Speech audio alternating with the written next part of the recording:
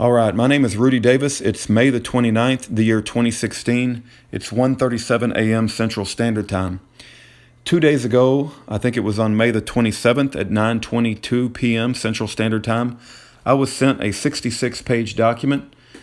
I just finished reading it. I've uploaded the reading of that document to YouTube. On this particular video, I'm going to put a Dropbox location where anybody listening to this video can download that same 66-page document. I suggest you do download it. I suggest you keep it, and I suggest you read it once, and then I suggest you read it twice.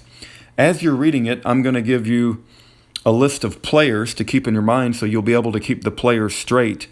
But if you are a Bible-believing follower of the Lord Jesus Christ as you read this document, I want you to think about your brother in the Lord, Schaeffer Cox, who has been imprisoned over 5 years. 3.5 years are in a secret CMU, Communications Management Unit prison, ran by the CIA, and we have very strong reason to believe that he has undergone torture in this prison. There's only 2 CMU secret-ran CIA prisons in the United States. One is in Marion, Illinois, where Schaeffer has been kept for 3.5 years, even though he's been in prison for over 5 years. There's another secret CMU prison in Terre Haute, Indiana. As far as Schaeffer is concerned, I've also been told they've kept him months on end in isolation. As you read what I consider the imprecatory prayer list, I want to make sure you understand who the players are. Eric Holder is a corrupt attorney general. Loretta Lynch is a corrupt attorney general. Barack Hussein Obama III is a corrupt and fraudulent POTUS. Karen Loeffler is a corrupt United States attorney from Alaska. Stephen E. Skrocki is a corrupt prosecutor. Joseph W. Bottini is a corrupt prosecutor. Yvonne Lamoureux is a corrupt prosecutor. Judge Robert J. Bryan is a corrupt federal judge, needs to be impeached and probably imprisoned. All of these people, I pray that God's justice comes upon them and that God would deal harshly for their actions on what they have done and in incarcerating and politically targeting Schaeffer Cox, an innocent man. Moving down the list, we have Gerald J.R. Olson, who is an undercover government informant who has associations with Hell's Angels. We also have Aaron Bennett, who is a suspected undercover government agent, government informant. He is the owner of Far North Tactical in Alaska. We also have Bill Fulton, who is an undercover government informant that owns Drop Zone, which is a tactical store in Alaska. We also have a corrupt Office of Children's Services representative. Her name is Wendy Williams.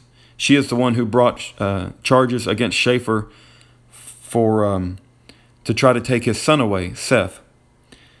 We also have William Welch, who is a Polar Pen supervisor, FBI special agent, corrupt.